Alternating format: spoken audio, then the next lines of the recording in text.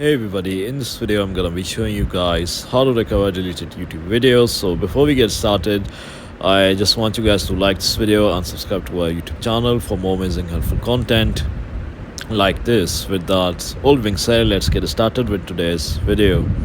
Alright guys, so if you have uploaded a YouTube video or you have downloaded a YouTube video like this onto your account, so if you delete a video from your download list, you can re-download it again by searching for the video right here. However, if you upload a video on your YouTube channel and you delete it, unfortunately there's nowhere to get it back. So yeah guys, if you upload a video to your YouTube channel and you delete it, there's nowhere to get it back. So yeah guys, if you found this video to be helpful, then thanks for watching, and I'll see you in the next video very soon. Peace.